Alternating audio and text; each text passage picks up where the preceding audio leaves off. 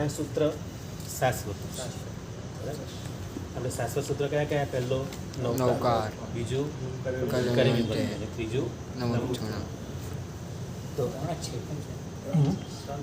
હા, 3 સૂત્ર શાશ્વત અને આને બીજું કહેવાય છે સત્ર સ્તવ. ચાલો આપણે સ્તવવાળા આગળ 5 નામ બોલી ગયેલા, યાદ છે ને? સ્તવવાળા કેટલા સૂત્રો? મેં લોગસ વખતે બધાને ગણાવેલા. નામસ્તવ. હા, પહેલું નામસ્તવ લોગસ, પછી સિદ્ધસ્તવ, સક્રસ્તવ, સક્રસ્તવ, સિદ્ધસ્તવ. પછી આના પછી આવશે વચ્ચે પેલું અરિયન ચેયાણમ, આના પછી આવશે અરિયન ચેયાણમ, તો એ ચૈત્યસ્તવ અરિયન ચેયાણમ. પછી પુખરવર્તી સૂત્રસ્તવ અને સિદ્ધાનંદ ઉદ્દાણમ સિદ્ધસ્તવ. સ્તવવાળા 5 સૂત્રો. આને દંડકના સૂત્રો બી કહેવાય છે. એ ખબર છે? દંડકના સૂત્રો એટલે દંડક એટલે હા, કેમ કે 4 પ્રકરણ જે કરીએ ને આપણે, જીવ વિચાર, નવતત્વ, દંડક અને લઘુ સંગ્રહ. દંડક એટલે આપણો આત્મા જે કારણથી દંડાઈ રહ્યો છે. શેના કારણે આપણો આત્મા દંડાઈ રહ્યો છે? રાગ દ્વેષમાં પડી અને આપણે આપણા મૂળભૂત સ્વભાવને ભૂલી અને આપણે વિકૃતિમાં પડી ગયા, એને કારણે જે દંડાઈ રહ્યો છે. અને આ સૂત્રો આપણા આત્માને જે દંડાય છે એમાંથી આપણને બચાવે છે. આ બચાવનારા સૂત્રો છે. ખ્યાલ આવ્યો? નામસ્તવ, પ્રભુનું નામ લેવાથી શું થાય? કર્મોનો નાશ થાય. નામસ્તવ. પછી સક્રસ્તવ. આમાં તો હરિન ભગવાન આ બધા વિશેષણો જ છે. બરાબર? ઇન્દ્ર મહારાજે જે અંજાને દર સ્તવના કરે એવું છે આ સરસ. પછી હરિયન ચેયાણમ, ચૈત્યસ્તવ, ચૈત્યવંદન કરીએ છીએ, એમાં બી કેટલું બધું છે. હરિયન ચેયાણમાં ઘણું બધું છે. એમાં તો 5 કલ્યાણકો છે. આપણે હરિયન ચેયાણમાં અર્થ લેશું ત્યારે આવશે. 5 કલ્યાણકો અંદર મૂકેલા છે. બહુ નાનું સૂત્ર છે, એમાં ઘણું બધું કરેલું છે. પછી પુખરવર્તી શ્રુતસ્તવ, તો શ્રુત જ્ઞાનની ઉપાસના કરવાની છે. તો આ બધી જે ઉપાસના કરી અને સિદ્ધસ્તવ, સિદ્ધ ભગવાનની સ્તુતિ છે. તો આ બધા 5 સ્તવ, આ બધા સૂત્રો એવા છે, બધામાં સ્તવ શબ્દ લાગે છે. દંડકના સૂત્ર એને કહેવાય છે. એટલે કે આત્મા દંડાતો હોય એનાથી બચાવવા માટે છે. તો સાહેબ જ્યારે ઉદ્યાન કરીએ છીએ ઉદ્યાન બધા આપે ત્યારે આ બધા સ્તવ આવે ને? જેમ જેમ તમે સક્રસ્તવ, હા, જે પેલું ઉદ્યાન, બીજું ઉદ્યાન, ત્રીજું. તો પહેલા ઉદ્યાનમાં તો એ નવકાર મહામંત્ર આપે છે, તો એને શું કરવું? નૌકાર તો જરૂરી છે, તો 14 પૂર્વનો સાર છે. એ નહીં, પણ આપણે ધારો કે જેમ શરૂઆત લર્નિંગ લાઇસન્સ તો જોઈએ ને ગાડી ચલાવવા. પહેલું લર્નિંગ લાઇસન્સ આપણે નૌકાર ગણાથી અધિકાર આપણને મળ્યો ઉદ્યાન કરવા પછી સક્રસ્તવ, ચૈત્યસ્તવ અને સિદ્ધસ્તવ. તો ત્યાં આપણી પાસે શું કહેવાય લાઇસન્સ નહીં હોય નહોતું. હા, ઉદ્યાન કર્યા વગર નૌકાર ગણવાનો નથી. પણ પછી આપણા પર જ્ઞાની ભગવાન તો આપણા પર એવી કરુણા ધરીને આપે છે કે હા ભાઈ, આ ગમે ત્યારે ત્યાં ઉદ્યાન કરશે, આપણા પર વિશ્વાસ મૂકીને આપે છે. પાછળ આપણને ભણાવવામાં આવે છે. જે નહીં કર્યું બાકી જો એવું જ હોય, જો ફરજિયાત હોય તો પાછળ બાળકો ભણી જ ન શકે. જી, બરાબર. પણ એટલો આપણા પર એવો ક્રેડિટ કરી આપણે. હા, એટલે આપણામાં એવું મૂકવામાં આવે છે કે હા ભાઈ, વિશ્વાસ મૂકવામાં આવે છે કે તમે ગમે ત્યારે બી ઉદ્યાન કરશો જ, શ્રાવક છો તમે, ઉદ્યાન કરશો જ. એવી રીતે તમને નૌકાર આપવામાં આવે છે.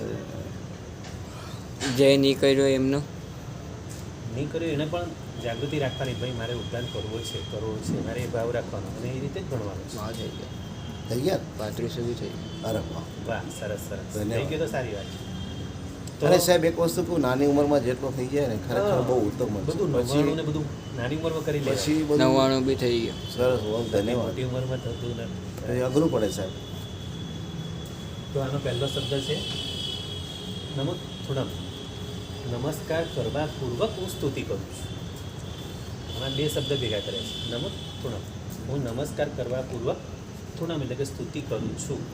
હવે આમાં કોની સ્તુતિ છે? બધી સ્તુતિઓ આમાં હરિયન ભગવાનના બધા વિશેષણો છે. આખું સૂત્ર હરિયન ભગવાનના વિશેષણો જ છે. નામ એક જ હરિયન ભગવાન જ છે, પણ એના જુદા જુદા નામોથી પ્રભુની સ્તુતિ કરી છે. તો એ ભગવાન કેવા છે?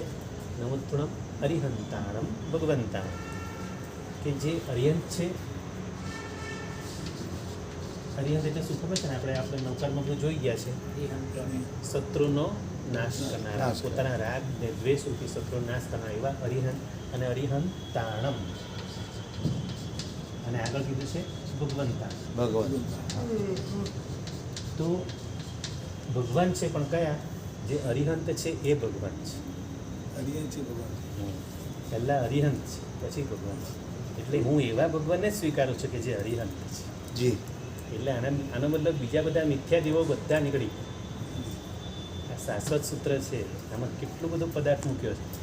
જેમણે રાગ દેશને જીત્યા છે એ જ અરિહંત પર, એ જ હરિહંત પરમાત્મા, એ જ અરિહંત અને અને એ જ એમને જ હું વંદન કરું અને એ જ ભગવાન તરીકે મને એ સ્વીકારે છે. ભગવાન જી જો પહેલાં ભગવંતાણ હરિહંતાણ નથી કીધું, હરિહંતાણ ભગવંતાણ કીધું છે.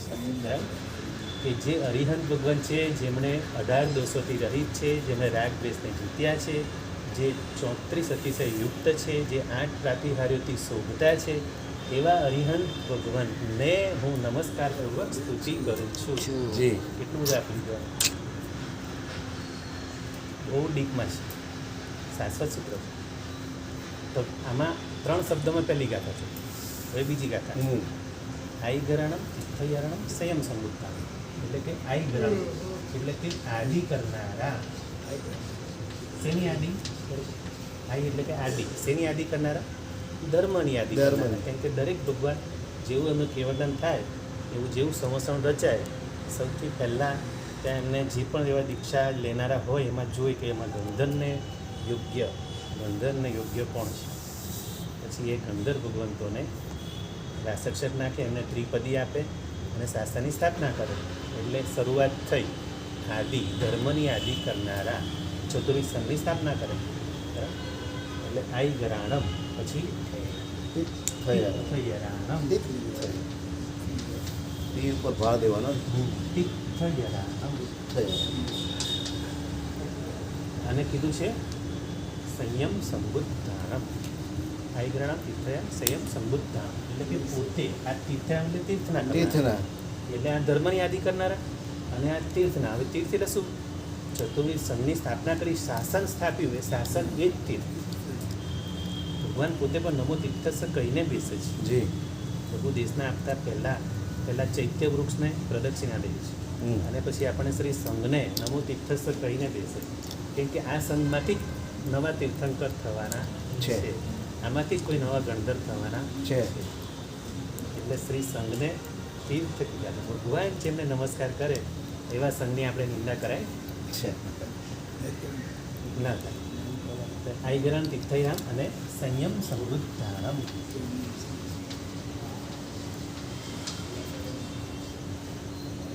રસોઈ શું કીધું? સમૃદ્ધ બરાબર. પોતે પોતાને બોધ આપનારા, એટલે કે સ્વયં પોતે જ જાતે બોધ પામનારા. કેમ કે ભગવાનને હવે બુદ્ધાણે નહીં, બુદ્ધાણ સંયમ સમૃદ્ધાણમ છે ને, હણવા ઉપર મીંડું, હણવા ઉપર જી આ વાક્ય બરાબર. એટલે પોતે પ્રભુને કોઈને ઉપદેશ, પ્રભુ જાતે જ 3 જ્ઞાન તો જન્મથી લઈને આવેલા હોય. મને પ્રતિ જ્ઞાન, શુદ્ધ જ્ઞાન અને અવધિ ગયા અને દીક્ષા લઈ એ જ દિવસે એમને ચોથું મને પ્રજ્ઞાન જેવું કરીને બનતે ઉછરે એટલે ચોથું થઈ ગયું. હવે એમને ખાલી કેવળ જ્ઞાન મેળવવાનું રહ્યું. પણ એ તો જાતે ભગવાન જ- કોની પાસે દીક્ષા લે? એ જ તો કીધું છે આમાં. હું એ જ તો કહી રહ્યો છે. સ્વયં ભગવાન પોતે જ પોતાને બોધ કરે. ભગવાનને કોઈના ઉપદેશની જરૂર નથી. પોતે ભગવાન પોતે જ કરે મી બનતે ઉચરે. હા, કરીમ બનતે પોતે જ ઉછરે.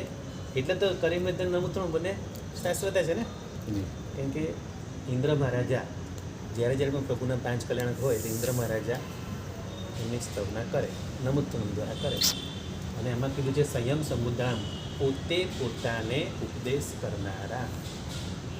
એટલે ભગવાને કોઈના ઉપદેશ એટલે કે એની જરૂર નથી. આગળના ભવોમાં બધું કરીને જ આવેલા છે. ભગવાન એવી સાધના કરીને આવેલા છે, તીર્થંકર નામ કરવા બાંધીને આવેલા છે. હા, પોતે જ. એટલે હા, જેમ આપણે દીક્ષા લઈએ છીએ તો આપણે ગુરુ ભગવંતો પાસે મુહૂર્ત લેવું પડે, બધાને આશીર્વાદ લેવા પડે, બધાને મુહૂર્ત કરાવીને ભેગા કરવા પડે આખો સમાજ. ભગવાનને કોઈની જરૂર નથી. પોતે જાતે જ કરીને, જાતે જ લોચ કરીને, જાતે જ કરીને. મહાવીર સ્વામી ભગવાને પોતે એકલા જ દીક્ષા લીધી. એમની સાથે કોઈ રાજા કોઈ દીક્ષા નહીં, નથી. કોઈ નહીં. એકલા જ ભગવાને એકલા જ દીક્ષા લીધી. અને ઋષભદેવ ભગવાનની સાથે 4000 રાજા. તો સંયમ સંબુધામ થયું, આઈ ગરણમ થયાણમ અને સંયમ સંબુધામ. ધર્મની આદિ કરનારા, તીર્થની સ્થાપના કરનારા, એટલે કે શાસન એટલે તીર્થ, અને પોતે જ પોતાને બોધ આપનારા. જાતે જ બોધ પામનારા. એમને બોધની જરૂર, હા, લોકાંતિક દેવો આવે છે, હવે એમનો આચાર છે, ખાલી ભગવાનને યાદ કરવા માટે આવે છે, રિમાઇન્ડ કરવા માટે કે પ્રભુ હવે ધર્મથી પ્રવર્તાવો. જી અને પછી આવીને તરત કહે છે પ્રભુ આપ તો જો કે આપણે તો ધ્યાનમાં હોય કે આપણું તો આ તીર્થંકર નામકર્મ જ છે, તમારે તો તીર્થ કરવાનું જ હોય, પણ અમે ખાલી આપણે યાદ કરવા માટે અમારો આચાર છે એટલે આપણે યાદ કરવા આવ્યા છે. એટલે એ અમારા કર્મની નિજરાત થાય. અને એ લોકાંતિક એટલે એ દેવો પણ એવા હોય કે એ લોકોને ઓછા જ ભાવમાં મોક્ષે જવાનું. દેવાની હા, એને લોકાંતિક એટલા માટે કહેવાય, લોકનો અંત એટલે એનો લગભગ બધો છેલ્લો જ ભાવ હોય. એવા જ દેવો, હા એવા લોકાંતિક દેવો એ જ પ્રભુને આવીને વિનંતી કરે. વિનંતી કરે. જી એટલે એ લોકો બી કે બસ અમારે બી આના પછીના ભાવમાં દીક્ષા લઈને મુક્ત થવાનું છે. તો બે કદાચ થઈ. તો સાહેબ ભગવાનને મન પ્રજ્ઞાન દીક્ષા લે ત્યારે ઉત્પન્ન થાય, હા તો પછી હા. આજે બધા ગૌતમ સ્વામી મહારાજાની બધા દીક્ષા લીધી, હા, ગંધર્વ ભગવંતોને બી એ રીતે મનોપ્રાણ દીક્ષા લે ત્યારે મનોપ્રાણ. એમને એ તો પહેલાં તો ખાલી મુનિ જ થયા ને સાહેબ. પહેલાં તો દીક્ષા લીધી ત્યારે તો મુનિ ભગવંત જ થયા. તો ત્યારે જ એમને ઉત્પન્ન થઈ ગયું હશે કે પછી પ્રભુ આયા? જ્યારે ત્રિપદી આપી ને, બરાબર. પ્રભુ ત્રિપદી આપે ને જી. વાક્ષેટ નાખે ને, પછી એટલે એમના આશીર્વાદથી બધું ઉત્પન્ન થાય. હા આ બધું પ્રભુના આશીર્વાદ છે, હા નથી થાય. અને એવા ગંધર્વ તો ગંધર્વને યોગ્ય જીવો કેટલા ઓછા આવે. આટલું મોટું સંવત્સરણમાં ગંધર્વને યોગ્ય જો ને ખાલી 11 ગંધર્વ, ઋષભદેવને ખાલી 84 ગંધર્વ, બાકી તો કેટલા બધા દીક્ષા લેનારા કેટલા બધા હોય. પણ ગંધર્વને યોગ્ય ગયા ભૌમે ગંધર્વ નામકર્મ બાંધેલું હોય એવા જીવો. જેમ તીર્થંકર નામકર્મ બાંધીને હા આવે એમ ગણતર. એ રીતે ગંધર્વ કુમારપા મહારાજે ગંધર્વ નામકર્મ બાંધેલું છે. જી હવે એ શ્રેણિક મહારાજાના પદ્મનાભ સ્વામીના બનશે ગંધર્વ.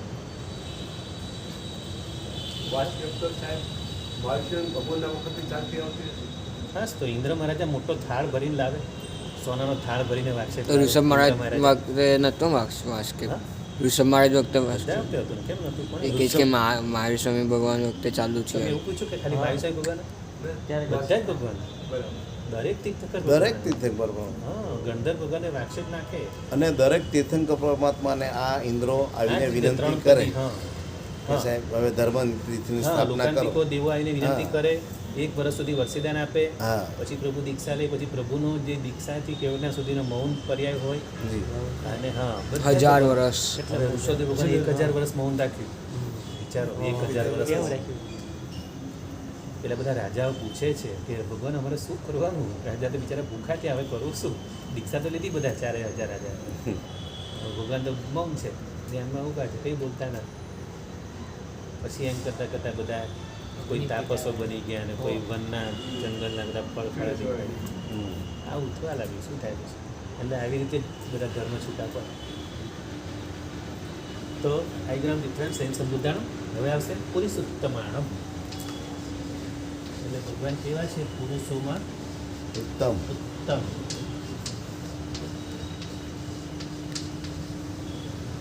પુરુષોમાં પણ પુરુષમાં પણ સર્વશ્રેષ્ઠ એવા ઉત્તમ પુરુષ કે જેનામાં બધા ઉત્તમ ગુણો રહેલા છે, એવા પુરુષોત્તમાણમ.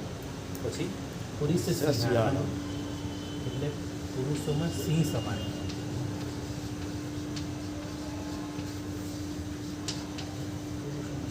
પુરુષોમાં સિંહ જેવા એટલે સત્વ. પ્રભુનું સત્વ કેવું હોય? ગમે તેવા ઉપસર્ગો આવે, ભગવાન સહેજ પણ હલે નહીં, સંકલ્પ બળ મન એકદમ મજબૂત હોય. એટલે સિંહ જેવા સત્વશાળી, નિડર અને અભય. સિંહને જે નિર્ભય કહેવાય, પણ ભગવાનને અભય કહેવાય, કેમ કે પોતે અભય રહે ને, અભયનું દાન આપે. સિંહ પોતે નિર્ભય ખરો પણ બીજાને ડરાવે, હા ત્યારે ભગવાન બીજાને ડરાવે નહીં. એટલે નિર્ભય ને અભયમાં આ ફરક છે. હાજી. પ્રભુ આપણને અભય દયાણ, આ શબ્દ આપણે આવશે ને, અભય દયાણ અમુકમાં જ આવશે. એટલે જે પોતે અભય હોય તે બીજાને અભયનું દાન આપી શકે. એટલે પહેલાં પોતે અભય બનવું પડે. આપણે ડરતા હોય બધાથી, તો આપણે શું બીજાને અભય દાન આપે? એટલે આપણે પહેલાં અભય બનવું. પુરુષ સિંહાણમ, પછી પુરુષવર પુંડરીયાણમ. પુરુષ દત્ત. હા, પહેલાં પુરુષવર પહેલાં કઈ છે? પુરુષ સિંહાણમ, પુરુષોત્તમ, પુરુષ સિંહાણમ, પુરુષવર પુંડરીયાણમ, પછી પુરુષવર ગંધર્વ. 4 છે ને? તો પહેલાં પુંડરીયાણમ. પુરુષ સિંહાણમ, પુરુષ પુરુષ વર પુનઃ. વર એટલે શ્રેષ્ઠ. વર. અને પુંડરીક, પુંડરીક નામનું કમળ આવે છે. હા પુંડરીક રનું કમળ. બરાબર છે? રસોઈ છે. યાણા. પુરીસવર પુંડરિયાણ પુરુષોમાં શ્રેષ્ઠ નિર્દેશ દીર્ઘ છે ડાઉટ તો લાગે પુરીસવર પુંડરિયાણ વર એટલે શ્રેષ્ઠ પુરુષોમાં શ્રેષ્ઠ પુંડરીક કમળ જેવા કમળોમાં છે ને પુંડરીક નામનું કમળ એવું આવે ખૂબ જ સુગંધી હોય અને તીર્થંકર ભગવાનનું ચારિત્રની સુવાસ કેવી હોય એ કમળથી પણ વિશેષ હોય એટલે પ્રભુનું ચારિત્ર એટલું સરસ હોય એટલે એને પુંડરીક કમળની ઉપમા આપે. હવે તો એવું કશે નહીં મારે. ભગવાનનું ચારિત્ર એટલે ઉત્તમ કેમ કે જે 63 સલાકા પુરુષો આવે છે એમાં 24 તીર્થંકરો 12 ચક્રવર્તી 9 વાસુદેવ 9 પતિ વાસુદેવ 9 બળદેવ આ બધા ઉત્તમ હોય એટલે એમાં સર્વશ્રેષ્ઠ ઉત્તમમાં પણ ઉત્તમ તીર્થંકર ભગવાન તીર્થંકર ભગવાનનું ચરિત્ર સૌથી શ્રેષ્ઠ એટલે પુરીશ્વર પુંડરિયાણ. પછી આવશે પુરીશ્વર ગંધ હથિયાર ગંધ હથિયાર વર શબ્દ તો બંનેમાં છે. હવે આમાં ગંધ હસ્તીની ઉપમા આપી છે ગંધ હસ્તી જોડાક્ષર એટલે રસોઈ આવશે બરાબર. પુરુષવર ગંધ હસ્તિનમ હવે દીર્ઘઈ લખેલું. હા દીર્ઘઈ છે હસ્તિનમમાં શું વાત છે જોડાક્ષરમાં પુરીશ્વર ગંધ હસ્તિનમ. હવે સામાન્ય હાથી અને ગંધ હસ્તીમાં ફરક હોય જી તો સામાન્ય હાથી કરતાં ગંધ હસ્તીમાં એમના ગુણો પણ એવા હોય એ બળવાન પણ એવો હોય બુદ્ધિશાળી પણ એવો હોય એટલે પ્રભુના આ બધા જેટલા કોઈ ઉદાહરણ આપ્યા છે એ બધા ઉત્તમ વસ્તુ જેવું ઉદાહરણ આપ્યા છે. તો આ ગંધ હસ્તીમાં શું હોય કે એના માથા પર હાથીના માથા પર અહીંયા બે મોટા ગુમડા જેવા હોય છે એમાંથી મધ ચડતું હોય હા મધ અને મધ એવું સુગંધી હોય ને કે પેલા પુંડરીક કમળો જેવી સુગંધ એમાંથી આવતી અને ભમરા ગુંજ કરતા ફરતા હોય એટલે એવા હાથીઓ એને ગંધ હસ્તી કહેવાય કે સુગંધ હા એમાંથી એવી સુગંધ આવતી એમના મસ્તક પરથી મધ જતું હા અહીંયા મધ જતું મધ નહીં હા મધ મધ મધ એ શું હોય મધ? મધ એટલે હા મધ એટલે આમ તો આપણે અભિમાન શબ્દ બોલાય છે અહંકાર, હા પણ આમાં અહંકાર નથી લેવાનું આમાં હાથી એવો જે ઉત્તમ છે એના શરીરમાં જ એવું મધ એવો રસ ચીકણો પદાર્થ જતો એ બહુ સુગંધી હોય અને અહીંયા મોતી હોય એને હા આમ આ એ બાજુ મોતીમાંથી ઉત્તમ આવતો હાથી હોય. હા મોટા મોતીઓ અંદર એના માટે તો હાથીઓને મારતા હોય મોતી માટે દાંત માટે અને મોતી માટે દાંત મોટા આ જે હાથીઓને જે મારવામાં આવે ને મોટા ભાગે તો અત્યારે થોડી મોતી મળે કઈ હવે તો અત્યારે નહીં આ હાથી તો છે ને ચોથા આરામાં હતા હમણાં નહીં ઓહ, એમની અત્યારે પણ અત્યારના જે હાથીઓ છે ને સાહેબે કીધું ને દાંત દાંત માટે માટે. દાંત હવે માટે તો દાંત નહીં લઈ દેખાતા એ હોય દાંત તો હોય જ પણ કલાકો બધા કાઢી રાખે છે આમાં જે ઉત્તમ હાથીની આમાં દાખલો આપ્યો છે ઉત્તમ હાથીનો જી આમાં ઉત્તમ હાથીનો દાખલો આપ્યો છે હમ. એટલે આપણે પણ સામાન્ય હાથીની આપણે વાત નથી કરી નહીં આ તો ભગવાનના નવતર બહુ ઉત્તમ હાથીની વાત છે અને પ્રભુને એવા ગુણો સાથે સરખાય છે આ તો આપણે ખાલી દાખલો આપવો પડે બાકી પ્રભુના ગુણો તો એવા છે ને અનંતા ગુણોથી ભરેલા છે આ ખાલી ઉપમા આપી છે તો પુરીશ્વર ગંધ હસ્તિનમ. પછી આવશે લઘુત્તમાણમ. તમારો ટાઈમ થઈ ગયો એક કામ કરી આપણે એના પછીની ગાથા આપણે કાલે લઈશું હા ચાલો જીનાજ્ઞા વિરુદ્ધ બોલીને તો 40 થઈ શ્યામી ગયા વિરુદ્ધ પહોંચતા